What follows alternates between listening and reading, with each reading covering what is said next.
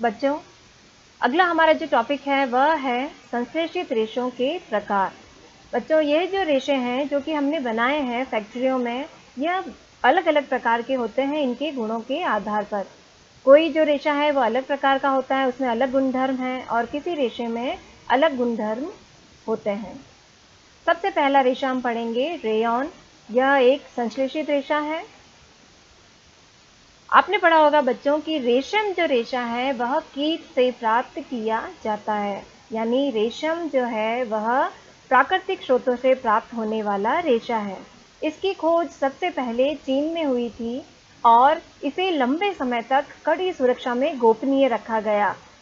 वह चीन में इसका सर्वाधिक उत्पादन किया गया। रेशम रेशे से प्राप्त कपड़ा बहुत महंगा होता है क्योंकि इसको प्राप्त करने का जो प्रोसेस है वो बहुत ही लंबा है और इसमें सबसे पहले रेशम के कीड़ों को पाला जाता है। उसके बाद में उसमें जो है उनके लार्वा से कोकून का निर्माण होता है, फिर उनसे धागे बनाए जाते हैं। तो ये प्रोसेस बहुत ही लंबा होता है, इसीलिए रेशम के जो रेशे हैं वो बहुत महंगे होते हैं। परंतु इनकी सुंदर बनावट ने प्रत्येक व्यक्ति को मोह लिया है। रेशम को कृत्रिम रूप से बनाने के प्रयास किए गए।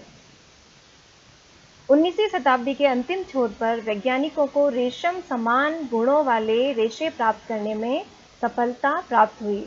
इस प्रकार का जो रेशा है वह कास्ट लुगदी के रासायनिक उपचार से प्राप्त किया गया, यानी रेयॉन जो रेशा है उसको हम कृत्रिम रेशम कहते हैं।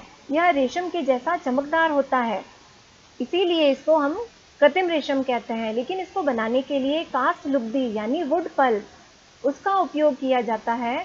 वैसे वुड पल्प तो एक प्रकार से प्राकृतिक स्रोत हो गया, लेकिन एक वुड पल्प में कई प्रकार के रसायन मिलाए जाते हैं और हमें यह रेयॉन रेशा प्राप्त होता है। रेयॉन प्राकृतिक स्रोत कास्ट लुगदी से प्राप्त तो किया जाता है, लेकिन यह एक मानव निर्मित रेशा है क्योंकि इसमें कई प्रकार के रसायन मिलाए जाते हैं। यह रेशम से सस्ता होता है, परंतु इसे रेशम रेशों के समान बुना जा सकता है और इसे कई तरह के रंगों में रंगा भी जा सकता है। रेयॉन को कपास के साथ मिलाकर बिस्तर की चादरें बनाई जाती हैं अथवा ऊन के साथ मिलाकर हम कालीन अथवा विभिन्न प्रकार के गलीचे भी बना सकते हैं। दूसरा संश्लेषित रेशा है बच्चों नाइलॉन। नाइलॉन एक अन्य मानव निर्मित रेशा है। इसे 1931 में बिना किसी प्राकृतिक कच्चे माल यानी कि पौधों व जंतुओं से कोई भी रॉ मटेरियल हमने यूज नहीं किया है, बिना किसी कच्चे माल का उपयोग किए इसको बनाया है, इसीलिए ये पूर्णतः संश्लेषित रेशा है। इसका निर्माण कोयले, जल और वायु से किया गया है। यह प्रथम पूर्ण रूप से संश्लेषित रेशा था। नाइलॉन रेशा बहुत ही प्रबल यानी मजबूत होता है। प्रत्यास्थ यानी इसको अत्यधिक खींचा जा सकता है, यह टूटता नहीं है और बहुत वजन में भी हल्का होता है, इसलिए इसका अत्यधिक उपयोग हुआ। यह चमकीला और धुलने में भी बहुत सुगम है, अतः यह कपड़ों के निर्माण में बहुत ही अधिक प्रचलित हुआ। नाइलॉन रेशा वास्तव में इतना मजबूत होता है कि हम इससे नाइलॉन पैराशूट और चट्टानों पर चढ़ने हेतु रस्सियां बना सकते हैं, जो कि अत्यधिक मजबूत होती हैं।